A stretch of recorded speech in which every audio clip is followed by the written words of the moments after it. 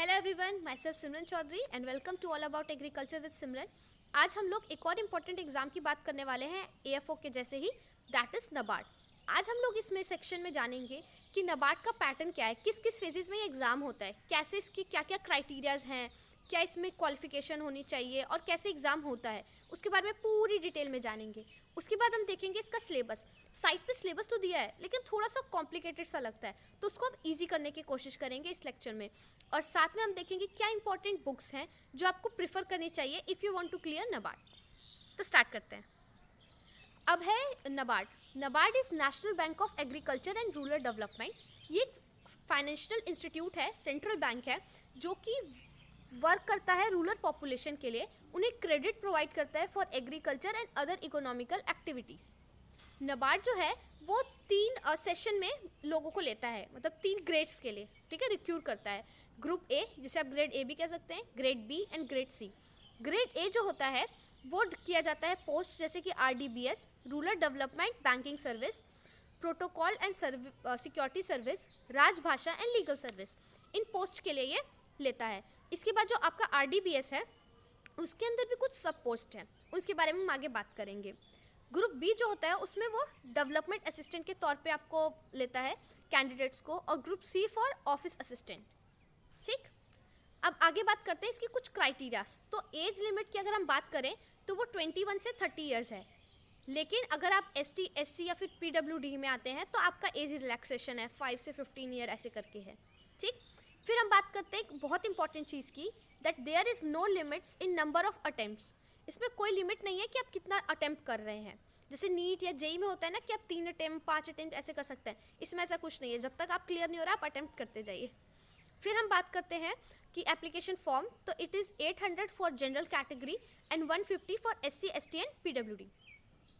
अब बात करते हैं हम लोग एजुकेशन क्वालिफिकेशन की।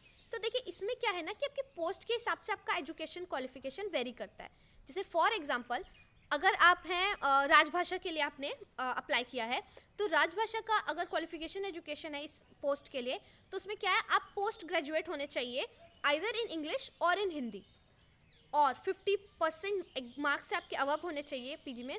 और आपका जो आपने बैचलर डिग्री किया है उसमें इंग्लिश एज अ सब्जेक्ट ज़रूर होना चाहिए। मान लीजिए आपने पीजी हिंदी से किया है, लेकिन आपका जो आपने बैचलर डिग्री किया है उसमें इंग्लिश एज अ सब्जेक्ट होना ही चाहिए, ये कंपलसरी है।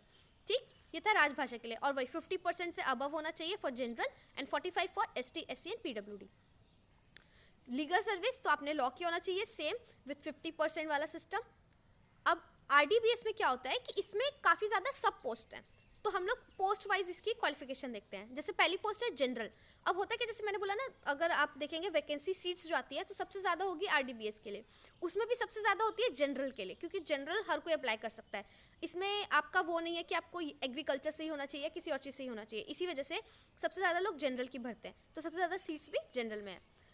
तो इसलिए पहले हम इसकी बात कर लेते हैं। तो जनरल पोस्ट के लिए एजुकेशन क्वालिफिकेशन क्या होनी चाहिए, बैचलर डिग्री होना चाहिए किसी भी सब्जेक्ट से from recognised university with minimum of 50% marks, and for ST, SC, PWD it's 45%। ठीक, या अब देखिए इसमें समझने वाली क्या बात है, या तो आपका बैचलर डिग्री होना चाहिए 50% अबव, या फिर आपका पीजी में 50% से अबव होना चाहिए। अब जैसे कोई है जिसके कि बैचलर्स में 45% है लेकिन पीजी में उसके 50% है, तो इट्स ओके, क्योंकि कंसिडर आपका पीजी वाला किया जाएगा। ठीक, 49.9 नहीं चलेगा, 50 या 50 से अबव ही होना चाहिए। ठीक, और for S T, S C, PWD it's 45। या फिर आप देखो, आप बैचलर डिग्री हो सकते हैं, या फिर आप पोस्ट ग्रेजुएट होने चाहिए, या फिर आपने पीएचडी या फिर सीए, सीएस, सीडब्ल्यूए जो होता है वो, या फिर आपका जो पीजी डिप्लोमा कोर्स होता है 2 साल का, लेकिन वो रेगुलर से होना चाहिए, फुल टाइम होना चाहिए वो, या फिर आपका एमबीए। आपका इनमें से कुछ भी चलेगा लेकिन रिकॉग्नाइज्ड यूनिवर्सिटी से।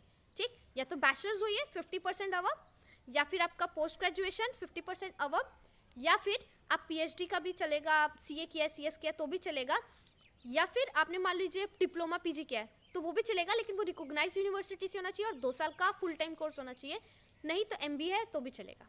ठीक, तो ये हुआ थोड़ा एजुकेशन क्वालिफिकेशन, होपफुली आपको क्लियर हुआ होगा।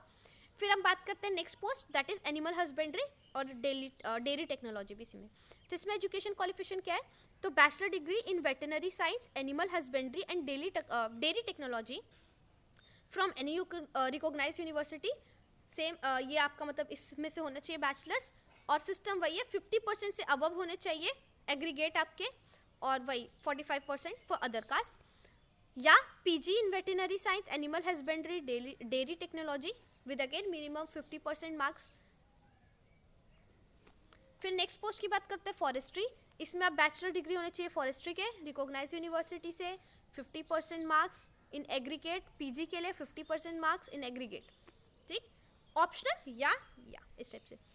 और मतलब इससे अगर हम इन शॉर्ट में ली जाए तो ये कह सकते हैं कि आपका जो है अगर आपने बैचलर डिग्री अच्छे उससे वेल क्वालिफाइड कॉलेज से की है, मतलब जो रिकॉग्नाइज्ड है, तो चलेगा, ठीक। और अगर आपने पीजी कर लिया तो भी चलेगा, बस 50% से ऊपर होने चाहिए, या और किसी उसके लिए तो भी चलेगा, ठीक। फिर है पोस्ट फूड प्रोसेसिंग की, इसका एजुकेशन क्वालिफिकेशन, तो बैचलर होने चाहिए आपका बीटेक इन फूड प्रोसेसिंग या फूड टेक्नोलॉजी में, और पीजी भी चलेगा फूड प्रोसेसिंग फूड टेक्नोलॉजी में, बस वही शर्त है कि 50% से अबव होने चाहिए एग्रीगेट। इन्वायरमेंट की पोस्ट के लिए बात करें तो बैचलर्स होना चाहिए आपका इन्वायरमेंटल साइंस या फिर इन्वायरमेंटल इंजीनियरिंग में, या फिर पोस्ट ग्रेजुएशन भी चलेगा इस पे रिकॉग्नाइज यूनिवर्सिटी से। फाइनेंस की बात करें तो BBA या फिर BMS होने चाहिए 50% मार्क्स, या फिर फुल टाइम आपका वही पीजी डिप्लोमा जो होता है मैनेजमेंट पे लोग करते हैं, या फिर MBA आपने कर लिया है तो फुल टाइम होना चाहिए, ठीक। मतलब वो जो होता है ना क्या कहते हैं उसको, घर से जो करते हैं वो वाला सिस्टम नहीं होना चाहिए, फुल टाइम वाला होना चाहिए आपका, 50% से अबव वाला। फिर बात करते हैं post economics and agriculture economics, तो आपका इसमें बैचलर डिग्री होना चाहिए इकोनॉमिक्स या एग्रीकल्चर इकोनॉमिक्स में, या पीजी भी चलेगा, या अगर आपने नॉर्मल मतलब इकोनॉमिक्स से आपका नहीं था, आपने मतलब BSc एग्रीकल्चर किया है, तो आपके हर सेमेस्टर में economic as a main subject होना चाहिए, ठीक। Candidate with economics as a one of the main subject at all year या semester of the course will be eligible only, ठीक। फिर अब हम बात करते हैं इसके एग्जाम्स के कितने फेजेस होते हैं, तो ये 3 फेज में होता है, प्रीलिम्स, मेंस एंड इंटरव्यू, ठीक।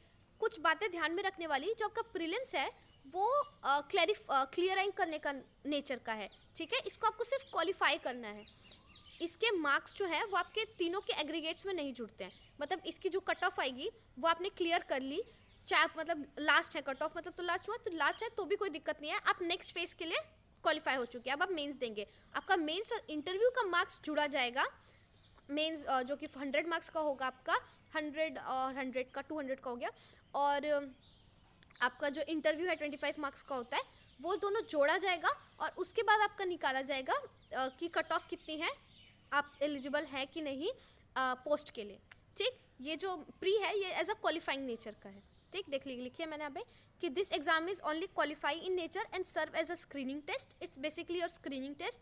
अगर आप इसका सेक्शनल और ओवरऑल कट ऑफ जो है वो क्लियर कर लेते हैं तो आपको फेज 2 के लिए बुलाया जाएगा, यानी मेंस के लिए बुलाया जाएगा। ये जो है टोटल 200 मार्क्स का होता है, 1 मार्क ईच क्वेश्चन, और इसमें नेगेटिव मार्किंग होती है 0.25 की, यानी 1/4 नेगेटिव मार्किंग होती है। तो अब इसमें देखते हैं क्या क्या टॉपिक्स आते हैं और कैसे मार्क डिस्ट्रीब्यूशन है। तो इसमें बेसिकली आप देख सकते हैं 7 हैं जो इसमें आते हैं टॉपिक्स। सबसे पहले हम बात करते हैं रीजनिंग आता है इसमें, टेस्ट ऑफ रीजनिंग जो कि 20 मार्क्स का होता है, computer language which is again of 20 marks, general awareness 20 marks, quantitative amplitude 20 marks, और आपका English, economics and social issue और ARD यानी एग्रीकल्चर एंड रूरल डेवलपमेंट, ये आता है आपका 40 मार्क्स का, ठीक। आपके जो 4 सब्जेक्ट्स हैं वो 20 मार्क्स के होंगे, और ये रेस्ट 3 जो है ये 40 मार्क्स के होंगे, तो टोटल हो गया आपका 200 मार्क्स, 200 क्वेश्चंस, और आपका टाइम मैंने आपको बताया ही कितना है, 120 मिनट्स, दैट इज 2 आवर्स, ठीक। ये आपको करना होता है। तो इसमें आपको देख ही सकते हैं आप, जैसे मार्क्स ज़्यादा किसमें, English, economics and agriculture rural Development. ये जो लास्ट के 2 हैं ये आपके जनरल के लिए मेंस में भी यही आएगा, तो इसलिए इन दोनों सब्जेक्ट्स पे आपको सबसे ज़्यादा फोकस करने की ज़रूरत है। और अगर इसमें एक चीज़ मैं आपको बताना भूल गई जो बहुत बहुत बहुत इंपॉर्टेंट है, कि जो लास्ट ईयर है, जो भी BSc BTech जो भी कर रहे हैं वो लास्ट ईयर में है, वो इस पर अप्लाई नहीं कर सकते, क्योंकि इसके फॉर्म्स निकल के आते हैं जैन में, और उस टाइम में आपको अपने फॉर्म भरते टाइम अपना सर्टिफिकेट जो होता है कॉलेज का रिजल्ट वो डालना होगा कि आपके 50% से अबव आए हैं। और जनवरी के टाइम पे तो लास्ट ईयर का लास्ट सेमेस्टर ही चल रहा होता है, उस टाइम तो आपके रिजल्ट्स आए नहीं होते हैं, तो फिर लास्ट ईयर के बच्चे ये एग्ज़ाम नहीं दे सकते हैं। तो लास्ट ईयर के बच्चे एग्ज़ाम देंगे AFO का, उसमें क्लियर करेंगे, अच्छा से उसमें प्रैक्टिस करेंगे एंड नेक्स्ट ईयर वो NABARD का एग्ज़ाम देंगे, ठीक, क्योंकि NABARD के साथ काम करना ये एक बहुत बड़ी बात हो जाती है। ये होता है, समझ गए होंगे आप होपफुली। तो आगे बढ़ते हैं। हाँ, कहाँ पे थे हम? तो ये मैंने आपको बता ही दिया कि ड्यूरेशन 120 मिनट्स, मार्क्स 120 मिनट्स, ये सिर्फ क्वालिफाइंग नेचर का है और स्क्रीनिंग टेस्ट की तरह काम करता है। इसे आप क्लियर करते हैं तो आप फिर मेंस के लिए बुलाए जाएंगे और इसमें जो है नेगेटिव मार्किंग होती है, 1 मार्क्स है राइट क्वेश्चन के लिए और 1/4 मार्क्स आपके कट जाएंगे नेगेटिव मार्किंग है अगर आपने गलत कर दिया तो, ठीक। इसके बाद अब आपका आएगा सिलेबस, इन सब अब जो मैंने बोला। तो सबसे पहले बात करते हैं रीजनिंग के सिलेबस की। तो इसमें आते हैं puzzles, data sufficiency, input output, statement based question, inequality and miscellaneous questions. फिर हम बात करते हैं इंग्लिश। तो इंग्लिश में आएगा आपका essay, precise writing, comprehension, business on office correspondence and segment statement rearrangement. और आगे बढ़ते हैं। कंप्यूटर की बात करें तो इसमें आएगा computer basics, networking, input output device, DBMS, MS office, history of computer, generation, shortcut internet, general awareness, current affair and bank and economy, insurance. मैं जो बोलना चाह रही थी, एक चीज़ मैं भूल जा रही थी, बार बार याद करने की कोशिश कर रही थी, वो ये था कि आप जो इसका एग्ज़ाम देंगे, ये वाला मेंस प्रीलिम्स जो है, ये ऑब्जेक्टिव होगा, MCQ टाइप होगा, डिस्क्रिप्टिव नहीं है। मैं तब से सोच रही थी कुछ तो भूल गई मैं। जनरल अवेयर्स बताया आपको मैंने, current affairs, banking, economic and insurance. फिर क्वांटिटेटिव एम्पलीट्यूड की बात करें तो data interpretation, profit and loss, age, average, boats and stream, time and work, area, quadratic equation, number series, data sufficiency, simple and compound interest. अब हम आ जाते हैं mains पे। ये तो हमारा हो गया प्री, ये आपने समझ लिया कैसे इसका सिलेबस है, किस तरीके से इसका एग्जाम होता है, पैटर्न पूरा आपने समझ लिया। अब ये आप जब क्लैरिफाई कर लेंगे, क्लियर कर लेंगे, तो नेक्स्ट में आ जाएंगे आप मेंस पे। तो मेन जो है ये मिक्स्ड होता है। अभी जैसे मैंने बोला आपका प्री MCQ है, मेन जो है वो बोथ MCQ टाइप भी है, डिस्ट्रक्टिव टाइप है। कैसे? तो मेंस में आपके 2 पेपर होंगे। पहला पेपर जो होगा वो इंग्लिश का होगा और वो होगा आपका descriptive paper on computer. Basically check करना चाह रहे हैं कि आपकी थिंकिंग प्रोसेस क्या है, इसके लिए आपका टेस्ट लिया जाता है, ठीक। और फिर जो सेकंड पेपर होता है वो आपका पोस्ट के हिसाब से वेरी करता है। जैसे मैंने बताया जनरल का सिलेबस मैं बताऊंगी, उसके बाद फिर जो बाकी पोस्ट है उसके रिगार्डिंग उनका सिलेबस होता है, उस हिसाब से वो एग्ज़ाम लेते हैं। तो मेंस जो है वो आपका ऑनलाइन कंडक्ट होगा, MCQ टाइप भी होंगे और डिस्क्रिप्टिव भी होगा। ये पेपर जो है इसमें 2 पेपर्स होंगे, दोनों जो है आपके वो 1 आवर 30 मिनट्स 1 आवर 30 मिनट्स का होगा और 100 मार्क्स का होगा। पेपर 1 इंग्लिश का होगा, जनरल इंग्लिश। इसके अंदर क्या क्या आएगा? तो इसके अंदर टेस्ट होगा आपका राइटिंग स्किल का, एनालिटिक स्किल्स का, drafting ability of candidates. Question जो है वो essay writing, comprehension, report writing, paragraph writing, letter writing, इन सब पे होगा। मैंने आपको बोला कि हाँ वो चेक करेंगे कि आपकी थिंकिंग एबिलिटी क्या है, आपके एनालिटिक स्किल्स क्या हैं, आपका राइटिंग स्किल कैसा है, क्योंकि ये बेसिकली कंप्यूटर पे होगा, ठीक। टाइपिंग आपका एक तरीके से टाइपिंग स्किल भी वो चेक करेंगे। ये चीज़ सब चेक करने के लिए आपका देखो पैराग्राफ, एस्से राइटिंग, रिपोर्ट राइटिंग आएगा, तो वो ये चेक कर लेंगे इससे कि आप की ग्रामेटिक मिस्टेक्स तो नहीं होती है, अब सही से अच्छे से लिख पा रहे हैं कि नहीं। तो इसलिए इंग्लिश वहाँ प्रैक्टिस कीजिएगा, तो यहाँ भी होगा, तो इम्पॉर्टेंट तो है इंग्लिश आपका देख रहे हैं। NABARD के लिए, NABARD क्या आगे फ्यूचर के लिए भी English is a very important subject right now. तो आपको इंग्लिश में फ्लुएंसी लानी ही पड़ेगी, आप कल पे नहीं छोड़ सकते। आपको अभी से थोड़ा थोड़ा थोड़ा थोड़ा न्यूज़पेपर पढ़ना स्टार्ट कीजिए, मूवीज़, इंग्लिश मूवीज़ देखिए, उनके सब टाइटल्स के साथ देखिए, कोई भी लैंग्वेज की मूवी देखिए उसके सब टाइटल्स देखिए, तो ये भी काफ़ी अच्छा तरीका होता है, ठीक। कोरियन देखिए, तमिल देखिए, उसकी सब टाइटल्स इंग्लिश में देखिए, इवन हिंदी में भी आप देख सकते हैं इंग्लिश सब टाइटल। उससे क्या होगा आपको पता चलेगा, अच्छा हिंदी में ये ऐसे बोल रहे हैं, इंग्लिश में ये सेंटेंस ऐसे बोला जाता है, ठीक। मैं गानों के साथ ये करती हूँ, तो काफ़ी बेनिफिशियल होता है ये, ठीक। टोटल मार्क्स 100 मार्क्स का ये एग्ज़ाम होगा और ड्यूरेशन इसके लिए आपको मिलेगा 1 आवर 30 मिनट्स। फिर पेपर 2 की बात करते हैं जो कि MCQ बेस्ड क्वेश्चंस है, ठीक। पेपर 2 जो है वो आपकी पोस्ट के हिसाब से डिज़ाइन किया गया है। आपका पोस्ट जिस हिसाब से होगा उस हिसाब से एग्ज़ाम होगा। अगर लीगल सर्विस है तो उसका एग्ज़ाम लॉ से रिलेटेड चीज़ों से होगा, राजभाषा है तो लैंग्वेज रिलेटेड क्वेश्चंस आएंगे, उनको चेंज करना, जैसे English to Hindi, Hindi to English, इस टाइप से आएगा, ये सारी चीज़ें होंगी। फिर हम बात करते हैं the paper and each post. हाँ, मैंने आपको बताया था कि 1 आवर 30 मिनट्स का होता है और 100 मार्क्स का होगा। फॉर ग्रेड ए यानी RDBS post the general discipline will have questions from, मतलब ये कह रही हूँ मैं कि अगर अब इसमें मैंने बोला ना पोस्ट वाइज होगा, तो जनरल पोस्ट जो है उसमें आपका इकोनॉमिक्स एंड सोशल इशू और ARD, एज आपका जो ARD था, इन दोनों सेक्शन से क्वेश्चन सबसे ज़्यादा आएंगे। ठीक, इसी से आएगा ही, मतलब यही टॉपिक है आपका। और बाकी रेस्ट जो डिसिप्लिन्स हैं, रेस्ट जो आपके पोस्ट हैं, उनके पेपर उनके सब्जेक्ट्स के हिसाब से होंगे। ये था ग्रेड ए के लिए, मतलब कि RDBS के लिए। फिर राजभाषा की बात करें तो question paper will have multiple choice question, candidate have to be proficient in Hindi including translation from English to Hindi and Hindi to English. Duration इसका भी 1 आवर 30 मिनट और 100 मार्क्स होगा। लीगल सर्विस की बात करें तो based on interpreting various laws such as banking, negotiation instruments, company, industrial, cooperative law, cyber's law, commerce and property transaction, rural non-life insurance, direct finance, staff matter and good experience in drafting various type of documents। इन सब चीज़ों से related आपके exam में आएगा। ये भी 100 marks का होगा और 130 मिनट्स के लिए होगा। ठीक, फिर हम सिलेबस, मैंने आपको बोला था कि थोड़ा सा अजीब सा दे रखा है, तो मैं इसमें आपको इजी करने की कोशिश करते हुए बताऊंगी। हम लोग इसमें बात करेंगे कि जो आपका जनरल पोस्ट है RDBS में, उसमें क्या क्या आपका सिलेबस है, क्या क्या आएगा। तो introduction agriculture, meaning, scope and importance, revolution in agriculture, branches of agriculture, history and milestone of events in agriculture. Then हम agronomy, meaning and definition, scope of agronomy, relation of agronomy to other science, role of agronomist, important point on agronomy। then classification of field crop, factor affecting crop production, जिसके अंदर हम पता है biotic और abiotic factors होते हैं, एग्रोक्लामेटिक zones हो गया, क्रॉप सिस्टम, उसका definition, objectives, type of crop system, problem of dryland agriculture, seed production, seed germination, processing of seed, seed production organisation, seed village, precise farming, organic farming principles, advantage and disadvantage of organic farming, system of crop intensification, soil and water conservation, types of soil, major types of Indian soil, soil fertility and soil productivity, problematic soils, fertilizer and classification of fertilizer, soil erosion, factor affecting soil erosion, types of soil erosion, water conservation, soil conservation, dryland farming, introduction, definition and importance, dryland and ratefield farming, plantation and horticulture, definition, meaning and its branches, important of horticulture,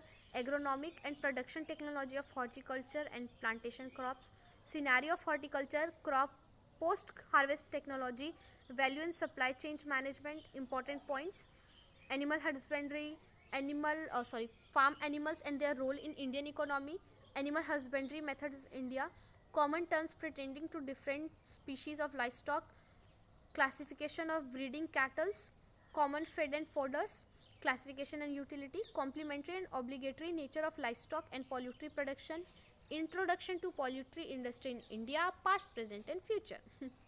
फिर हम बात करेंगे concept of mixed farming, relevance to social economic condition of farmers in India, fishery resources, management and exploitation, freshwater, brackish water and marine, aquaculture, inland and marine, biotechnology, post-harvest technology, important of fishery in India, important points and terminology in fishes, farm and agriculture engineering, farm powder machinery, sources of power of farm, water harvesting structure, watershed management, forestry, basic concepts of forest and forestry, principle of silviculture, forest mensuration, forest management and forest economy, concept of social forestry, agroforestry, joint forestry management, forestry policies and legalization in India, recent development under Ministry of Environment, forest and climatic change, agro-processing, basic concept, organization and industries of agro-processing, control and modify storage, storage structure, water resources, irrigation water management, types of irrigation, source of irrigation, crop water requirement, command area development, water conservation technology, micro irrigation, irrigation pump, major, medium and minor irrigation। फिर ecology and climatic change, ecology and its relevance, nature, source, conservation and management, climatic change impact to agriculture and rural livelihood, carbon credit, different organization and initiatives of Government of India, agriculture metrology, basic concept and scope, weather parameters, crop weather advisory, agriculture extension importance and role, method of evaluation of extension programs, role of Krishi Vigyan Kendra, present scenario of Indian agriculture, recent trends, major challenges in agriculture, measures to enhance viability of agriculture, production factors in agriculture, agriculture finance and marketing, concept source and it's important, NABARD, very important, agriculture marketing, difference between finance of agriculture and other sector, impact of globalization on Indian agriculture and issues of food security, Indian government programs and initiative, concept and type of farm management, agriculture census, National Research Institute in India and headquarters, International Research Institute in India and headquarters. फिर ये rural development के NABARD, इसमें मतलब panchayat institutions जो होते हैं उनकी working, MNREGA जो है, NRLM है आपका, इसकी वर्किंग वगैरह हो गई, रूरल इकोनॉमी कैसी है इंडिया की, ये सारी चीज़ें इसके अंदर आ जाएंगी. तो ये था आपका सिलेबस. जनरल डिसिप्लिन जो है आपका पोस्ट मतलब RDBS के अंदर जो जनरल है सब पोस्ट उसका ये सिलेबस था. मतलब इसको मैंने ऐसे करने की कोशिश की है कि इससे आपको पता चल रहा होगा कि आपने जितना भी अपने सेमेस्टर्स में पढ़ना है, ये बैचलर डिग्री में जितना भी पढ़ा है, अगर आप BSc एग्रीकल्चर की बात करते हैं तो वो सारे सब्जेक्ट्स उठ के इसमें आ गए. जितने सेमेस्टर में जो पढ़ा था, मेट्रोलॉजी क्या कहते हैं, मेट्रोलॉजी हो गया, सॉइल साइंस हो गया, प्लांट पैथोलॉजी, सब कुछ इसी में आके भरा है. ठीक, तो अल्टीमेटली आपको पढ़ना है बैचलर डिग्रीज का अच्छे से और फिर आपका हो जाएगा. और जो इंग्लिश वगैरह जो इंग्लिश है, देखिए आप AFO की तैयारी करेंगे, कोई भी बैंक एग्जाम की, कुछ भी एग्जाम की देंगे तो मोस्टली एग्जाम जो है वो 3 फेजेस में ही बटा होगा, mains, prelims, mains and interview. Prelims में आपका इंग्लिश, एम्पलीट्यूड, रीजनिंग ये आएगा ही आएगा, इसका आप कुछ कर नहीं सकते. एक ही चीज़ कर सकते हैं कि प्रैक्टिस करना स्टार्ट कर दे. इसके लिए चाहे आप जिस स्टेज में है चाहे अभी बैचलर्स कर रहे हैं, कर चुके हैं, AFO की तैयारी कर रहे हैं, किसी भी तैयारी कर रहे हैं नेक्स्ट ईयर के लिए, तो ये सब का आपको स्टार्ट करना ही पड़ेगा. और इस पर आपने कमांड ले ली तो आप हर एग्ज़ाम का प्री जो है वो तो क्लियर कर लेंगे. इवन इफ UPSC का है उसका भी प्री में आता है तो आप उसका वो कर लेंगे क्लियर. तो इसीलिए इस पर आपको ध्यान देना स्टार्ट करना ही पड़ेगा, कोई ऑप्शन नहीं है, मैं भी कर रही हूँ. फिर हम बात करते हैं कि आपका ये भी क्लियर हो गया. ठीक, ये भी आपका जो भी कट ऑफ आएगा, जैसे कि 2019 में I guess cut off is 139 something. मैं अब श्योर नहीं हूँ, मैं चेक करके आपको बताऊँगी, लेकिन मेरे ख्याल से जनरल के लिए 139 था आउट ऑफ 200. ठीक, तो इस टाइप से कट ऑफ चेक कर लिया जाएगा. अभी मैं आपको बता दूँगी, बाद में कमेंट बॉक्स में लिख दूँगी कितना कट ऑफ था चेक करके. लेकिन आपको कट ऑफ नहीं देखना चाहिए, आपको हमेशा हाईएस्ट आपको 200 सोचना चाहिए, तब जाके आपका 150 के आसपास होगा. इसीलिए कट ऑफ देखिएगा तो क्लियर नहीं होगा, आपको सबसे हाईएस्ट देखना है और उसके ऊपर काम करना है. ठीक, इन सब एग्जाम्स के लिए यही है, क्योंकि अब देखिए ना कितना बड़ा इंस्टीट्यूट, आपको कितना ज़्यादा मतलब आपके पास चांस होगा इंडिया को सर्व करने का, अपने नेशन को सर्व करने का, रूरल पीपल को सर्व करने का, कितना बड़ा चांस होगा. तो इसके लिए कट ऑफ जैसे छोटी चीज़ पे तो ध्यान नहीं देना चाहिए, बड़ी चीज़ों का सोचना पड़ेगा ना, अगर बड़ा करना है कुछ लाइफ में तो. वरना छोटा तो फिर बहुत कुछ है करने के लिए. हो गया, अब आगे बढ़ते हैं. तो हम क्या बता चुके थे आपको कि आपका प्री क्लियर हो गया, मेंस क्लियर हो गया. अब हम आएंगे इंटरव्यू पे. तो इंटरव्यू जो है, जिन्होंने भी फेज़ 2 यानी मेंस एग्ज़ाम अच्छे मार्क्स से क्लियर किया है, मेरिट ऑर्डर में अच्छे से आए हैं, उनको इंटरव्यू के लिए बुलाया जाएगा in the ratio of 1:5 call for interview. Total marks जो इंटरव्यू होंगे वो 25 मार्क्स के होंगे. यहाँ NABARD आपका IQ जो है वो प्री और मेंस में चेक कर चुका है, तो अब वो आपका IQ या नॉलेज चेक नहीं करेगा, अब वो चेक करेगा कि आपकी पर्सनालिटी कैसे है, आप सिचुएशन को हैंडल कैसे करते हैं. ये सारी चीज़ें जो है वो NABARD आपका इंटरव्यू में चेक करेगा. आपका स्किल कैसा है, स्पीकिंग स्किल कैसा है, अपने आप को रिप्रेजेंट कैसे करते हैं आप, ये सारी चीज़ें आपकी चेक होंगी इंटरव्यू में. इस एग्ज़ाम को क्लियर करने के लिए क्या क्या ज़रूरी है, सबसे ज़्यादा बुक्स से भी ज़्यादा ज़रूरी कह सकते हैं, हर चीज़ से ज़्यादा ज़रूरी जो चीज़ें हैं. सबसे पहले इसको क्या, किसी भी एग्ज़ाम को सबसे पहले आपका कंसिस्टेंसी, आपको डेली प्रैक्टिस करना है. कुछ भी चीज़ हो, चाहे आप क्रिकेट खेलें, उसमें आपकी सबसे ज़्यादा एक्सीलेंस कैसे आएगी, डेली प्रैक्टिस करने से. रोटी गोल कैसे होगी, अगर आप डेली प्रैक्टिस करेंगे रोटी बनाने की. तो उसी तरह कुछ भी एग्जाम है उसको क्लियर करने के लिए आपको क्या है, डेली प्रैक्टिस करना पड़ेगा। Consistency is important. आपको प्लान करना पड़ेगा गोल कि आपको इसी साल क्लियर करना है ना बात, कि नहीं अटेम्प्ट देते जाएंगे अगले साल, अगले के अगले साल, अगले के अगले साल, ये करना है, इसी साल क्लियर करना है। तो एक गोल प्लान कीजिए कि एग्ज़ाम में इतने दिन बचे हैं, जान में फॉर्म निकलते हैं, मुझे जान में फॉर्म भरना है, फेब में एग्ज़ाम होगा मेरा, मार्च में फिर मेरा मेंस होगा, ऐसे करते करते अप्रैल तक मेरी पोस्टिंग आ जाएगी, इंटरव्यू हो जाएगा, ये सब सोचना है। तो आपको जैन से पहले मुझे ये सारा चीज़ कवर करना है। या आप अगर अभी बीएससी में बैचलर्स में हैं तो नहीं, मुझे उस साल का एएफओ का एग्ज़ाम या नाबार्ड का एग्ज़ाम क्लियर करना ही है, 2021 में 2022 में मुझे क्लियर करना है। और उसके लिए थोड़े थोड़े छोटे स्टेप्स जो हैं आपको स्टार्ट करने पड़ेंगे।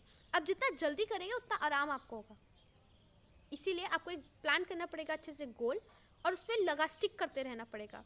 लोग मज़े मस्ती कर रहे हैं, मैं ये नहीं कह रही आप मत कीजिए, लेकिन आप ये ध्यान रखिए कि क्या आपका गोल वो है, इन्जॉयमेंट है या फिर पढ़ाई है।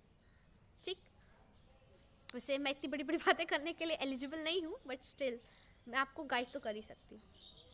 राइट नॉलेज इनका मतलब कि सब कुछ नहीं पढ़ना है। अब जैसे मैंने बोला प्लांट पैथोलॉजी, क्या उस सिलेबस में प्लांट पैथोलॉजी था? मुझे दिखा तो नहीं, तो देख लीजिएगा इस सिलेबस में क्या आ रहा है, उसके लिए आपको उसके हिसाब से पढ़ना है। अब बैठ गए आप, कंप्यूटर कितने मार्क्स का है? 20 मार्क्स का है, लेकिन आपको लग रहा है ओ कंप्यूटर तो अभी पढ़ा नहीं, अभी आएगा तो क्या करना है, बैठ गए पूरा कंप्यूटर जो बीटेक वाले पढ़ रहे हैं वो पढ़ने बैठ गए, वो नहीं पढ़ना है आपको।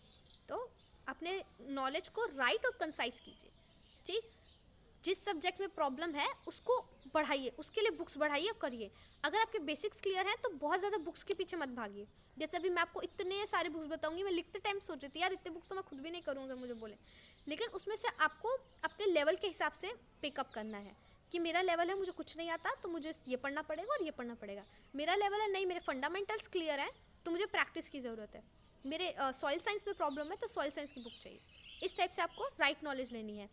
से नो टू डिस्ट्रैक्शन बहुत मुश्किल है, आई नो, बट अगर आपके अभी वाला एग्ज़ाम देना है 2021 में देना है तो करना पड़ेगा। अगले साल देना है तो थोड़ा थोड़ा 1-2 दिन चीट डे चलता है, महीना में 1-2 दिन चीट डे चलता है, लेकिन डिस्ट्रैक्शन से थोड़ा दूर रहना। बिलीव इन योर सेल्फ, मैं कर सकता हूँ, ऐसा कोई एग्ज़ाम नहीं है जो मैं क्लियर नहीं कर सकता, और गेट इट। सुनने में तो सिंपल है। फिर हम बात करते हैं मेजर बुक्स की, कि कौन कौन से बुक्स आपको फॉलो करने चाहिए। मतलब कि ये सब बुक्स हैं, इस पे आप रिलाई कर सकते हैं कि ये वाला बुक अच्छा है, ये वाला बुक अच्छा है। ढूंढने की अब नेट पे 10 जगह ज़रूरत नहीं है, क्योंकि वो काम मैंने कर लिया। मैंने बहुत ज़्यादा इसके बारे में ढूंढा, ऐसी कोई साइट नहीं होगी जो मैंने छोड़ दी, इसलिए उसमें से जो बुक्स मुझे दिखी, तो ये मोस्ट कॉमन बुक्स हैं जो हर कोई प्रेफर करेगा। तो इसलिए अब आप 10 जगह मत जाइएगा, यहाँ पर सारी बुक्स आपको मिल जाएंगी। लाइक डिसलाइक की बात अलग है, लेकिन बुक्स के लिए मत जाइएगा। अगर इन्फॉर्मेशन मिल रही है अच्छी तो 10 जगह जाके क्यों, उतने में आपका कुछ टॉपिक कंप्लीट हो जाएगा। फिर अगर इंग्लिश की बात करते हैं तो इंग्लिश के लिए मैंने एएफओ में के टाइम पे भी आपको ये बुक प्रेफर की थी, क्योंकि बुक अच्छी है, अरिहंत की ऑब्जेक्टिव जनरल इंग्लिश। और हाँ, कोई कुछ मुझे पे वे नहीं कर रहा है, देख सकते हैं आप, मैंने कोई डिस्क्रिप्शन बॉक्स में नहीं डाला है कि इस लिंक पे जाके खोलो, इस लिंक पे जाके ढूंढो, बुक मिल जाएगा। ये मैं अपने आप से प्रेफर करके आपको बता रही हूँ, आप इसमें से ले सकते हैं, मेरे लिए भी काम की है ये वीडियो, आपके काम की भी है, इस टाइप से। ठीक, तो मैं वैसे भी अपने लिए ढूंढती ये सारी चीज़ें, अच्छे से काम करती, वर्कआउट मैंने सोचा सबके लिए कर देते हैं, तो इसीलिए ऐसा कुछ नहीं है कि मुझे कि ऐड कर रही हूँ किसी चीज़ का, ये अच्छी बुक्स हैं इसलिए मैं आपको बता रही हूँ। इंग्लिश के लिए बाकी आपकी मर्ज़ी, आप इसके अलावा भी बहुत सारी बुक्स हैं वो भी देख सकते हैं। अरिहंत की ऑब्जेक्टिव जनरल इंग्लिश बुक, ये काफ़ी अच्छी है, बहुत सारे एग्जाम्स के लिए बेनिफिशियल है। एसपी बख्शी देख सकते हैं, अरिहंत पब्लिकेशन। कंप्यूटर की बात करूं तो कंप्यूटर में भी आपको देखा ना सिलेबस, मैंने अभी आपको बताया कंप्यूटर का कि उतना ज़्यादा नहीं है। सेम जैसे हमारे टाइम पे तो सेम 1 पे ही हमें कंप्यूटर एप्लीकेशन था, तो उसमें जितने टॉपिक्स थे वो सारे कवर हैं सिलेबस में, तो इस टाइप से आप देख लीजिए, तो इसलिए ज़्यादा बुक करने की ज़रूरत नहीं है। अरिहंत की कंप्यूटर अवेयरनेस की बुक आती है, ये काफ़ी अच्छी है, इसमें प्रैक्टिस मतलब समझाया भी है और प्रैक्टिस के लिए क्वेश्चन भी है। सो इसका भी मोटो वही है, लर्न, रिवाइज एंड प्रैक्टिस। फिर रीजनिंग की बात करें तो ये वाली बुक मैंने एएफओ के लिए भी प्रीफर की थी, ये modern approach to verbal and non verbal reasoning. ये सब बुक्स मतलब ये बुक आपको हर कोई प्रीफर करेगा। एस चंद और आर.एस. अग्रवाल की तो बुक्स अच्छी होती हैं, इसमें तो कोई डाउट नहीं कि इंग्लिश की भी बुक्स बहुत अच्छी होती हैं। इसके अलावा अगर आपको और कुछ सडन चेंज के लिए तो आप देख सकते हैं new approach to reasoning, verbal, non verbal and analytic, B S Sijwali ji की आप देख सकते हैं, सिजवल्ली की, सॉरी। फिर हम फास्ट ट्रैक ऑब्जेक्टिव एम्पलीट्यूड की बात करें तो इसके लिए एक अरिहंत पब्लिकेशन का आता है, फास्ट ट्रैक ऑब्जेक्टिव अर्थमेटिक्स, देख सकते हैं आप। या फिर वही एस चंद जो मैंने आपको बोला, आर एस अग्रवाल की एक और बुक आती है क्वांटिटेटिव एम्पलीट्यूड की, ये भी बुक काफ़ी अच्छी है। बैंक्स वगैरह के ऑलमोस्ट सारे यूपीएससी के प्रीलिम्स वगैरह, इग्नू जो भी एग्जाम होता है उसके इसमें क्वेश्चन पेपर भी आपको मिलेगा, आपके कंसेप्ट भी समझाया गया काफ़ी कंसाइजली, अच्छे से मतलब, और उसको सॉल्व करके भी दिया हुआ है। ठीक, बहुत सारे एग्जाम के पेपर इसमें सॉल्व है, तो आप देख लीजिएगा इनमें से जो भी बुक्स आपको लेनी है। फिर आता है आपका जीके, है ना, हमने बात करी उसमें क्या क्या एग्जाम थे। इंग्लिश थी, English is covered. Reasoning amplitude था, रीजनिंग एम्पलीट्यूड इज कवर्ड। फिर आपका आया था कंप्यूटर, कंप्यूटर इज कवर्ड। फिर आपका आएगा जीके का क्वेश्चन। तो सबसे बेस्ट चीज़ तो है कि आप न्यूज़पेपर पढ़िए। ठीक, अब न्यूज़पेपर भी क्या, एग्ज़ाम से पहले के 6 महीने के जो होते हैं वो इम्पॉर्टेंट है। ठीक, 6 महीने पहले का जो होता है वो सब आता है, तो वो सब चीज़ें आप देखते रहिए। तो वो कैसे देखिएगा, न्यूज़पेपर पढ़िए। या इसके अलावा एकदम जो रिवाइज एडिशन है, मतलब रिसेंट करंट एडिशन जो भी आएगा, एस चंद का एडवांस ऑब्जेक्टिव जनरल नॉलेज, ये बुक भी आप प्रेफर कर सकते हैं। न्यूज़पेपर बाकी है, ये यूट्यूब पे बहुत सारी मतलब ऐसे चैनल्स हैं एग्रीकल्चर के या करंट अफेयर, बहुत सारे चैनल्स हैं जो कि करंट अफेयर जो है डालते हैं, हिंदू एडिटोरियल और भी बहुत सारी, योजना मैगजीन जो है, इन सब का वो डालते हैं, आप उसके भी प्रेफर कर सकते हैं। न्यूज़पेपर से पढ़ने से क्या होगा कि आपका 2 in 1 काम हो जाएगा, इंग्लिश भी उसके लिए भी हेल्प हो जाएगा और इसके लिए जीके के लिए भी हेल्प हो जाएगा। बाकी बुक तो मैंने आपको बता दी है, प्रीफर कर सकते हैं आप। फिर इकोनॉमिक्स आता है आपका उसमें, है ना, इकोनॉमिक्स एंड सोशल इशू। तो सबसे पहले तो अगर आपने इकोनॉमिक्स आपका साइट ही नहीं था तो उसके लिए सबसे पहले आपको एनसीईआरटी पढ़नी चाहिए। एनसीईआरटी बहुत अच्छी है, 11th-12th की जो इकोनॉमिक्स की है उसमें आपको काफ़ी ज़्यादा बेसिक क्लियर हो जाएंगे, आपके सारे बेसिक क्लियर हो जाएंगे। तो इंडियन इकोनॉमिक्स एंड डेवलपमेंट है 11th की, और इंट्रोडक्शन टू माइक्रो इकोनॉमिक्स है आपकी क्लास 12th की इकोनॉमिक्स की, ये आप प्रेफर कीजिए। फिर राम आहूजा की इंडियन सोशल सिस्टम, ये बुक भी काफ़ी अच्छी है। Social problems in India, Ram Ahuja, दोनों इसी की बुक्स हैं, देख लीजिएगा आप, ये प्रेफर कर सकते हैं आप। इंडियन इकोनॉमी करके आती है रमेश सिंह की, इसमें क्वेश्चंस हैं, सिविल सर्विस देखिए ना, अदर एग्जामिनेशन, इसके लिए बुक्स काफ़ी अच्छी है, इसमें क्वेश्चंस बहुत अच्छे अच्छे हैं, लेकिन इसका रिसेंट एडिशन लीजिएगा। फिर योजना मैंने आपको बोला मैगजीन, ये मैगजीन तो आप ज़रूर प्रेफर कीजिएगा क्योंकि इसमें जो जो अभी नॉर्म्स आ रहे हैं, जो मतलब ये आपका ARDS सेक्शन के लिए भी और इकोनॉमिक सेक्शन के लिए भी, दोनों के लिए इंपॉर्टेंट है। तो आप मैगजीन जैसे कि योजना हो गई या फिर प्रतियोगिता दर्पण, ये सब भी प्रेफर कर सकते हैं। यूपीएससी वगैरह के लिए भी लोग यही प्रेफर करते हैं। ठीक, फिर एग्रीकल्चर, आपका जो ARDS आने वाला है, एग्रीकल्चर रूरल डेवलपमेंट, उसके लिए आप बुक प्रेफर कर सकते हैं एग्रीकल्चर एट अ ग्लांस, ये काफ़ी अच्छी बुक्स है। इसमें मतलब कि आप जितने एग्रीकल्चर के एग्ज़ाम होते हैं ना, MSc PhD, ये JRF हो गया आपका, ICR का एग्ज़ाम हो गया, सब एग्ज़ाम जो होते हैं, AIEEA करके एक एग्ज़ाम होता है, सारे एग्ज़ाम जो है, नेट हो गया, इन सब का जो है इसके अंदर आपको मिल जाएगा। ठीक, मटेरियल, तो इसलिए आप ये बुक प्रेफर कीजिएगा।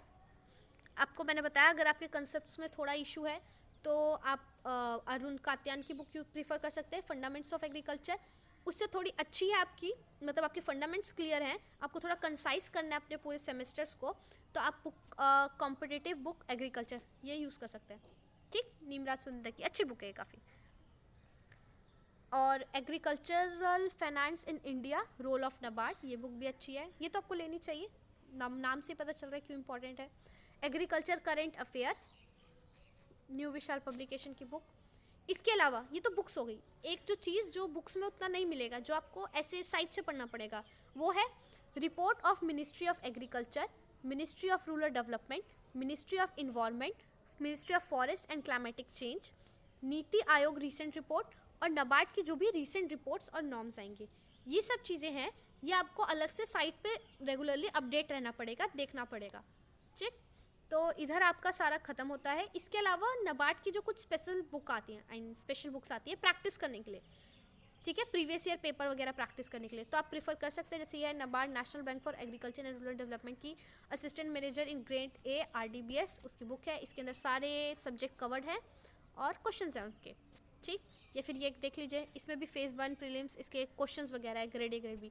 ग्रेड A ग्रेड B मतलब ज़्यादा डिफरेंस नहीं होता है, सिलेबस सेम रहता है, बस लेवल होता है ना उसमें होता है चेंज, किसी का लेवल हाई होगा, किसी का कम होगा, आप जानते हैं किसका क्या होगा, तो वो होता है। ठीक, ये बुक्स थी, स्ट्रैटेजी, प्रिपरेशन, सिलेबस, सब मैंने आपको इस वीडियो में कवर कराने की कोशिश की है। अगर कुछ रह गया हो तो आप मुझे कमेंट बॉक्स में बताइएगा, मैं उसका रिप्लाई करके आपको बता दूंगी। और बाकी कुछ चीज़ें तो हर किसी को नहीं आती हैं, वो वाली बात है। और मैं बहुत अच्छी स्पीकर तो नहीं हूँ, तो अगर कुछ मिस्टेक्स हुई हैं तो उसके लिए सॉरी। अगर कुछ आपको सजेशंस देना है कि ये चीज़ मुझे इम्प्रूव करनी चाहिए तो बताइएगा। और सॉरी, बहुत डिले हो गया, मैं गाँव आई हुई हूँ जैसे कि आप देख सकते हैं इन्वायरमेंट से, तो इसीलिए थोड़ा यहाँ पे नेटवर्क इशू हो गया है, तो इसलिए वीडियोस नहीं आ पाई हैं। बाकी थैंक्स फॉर वॉचिंग।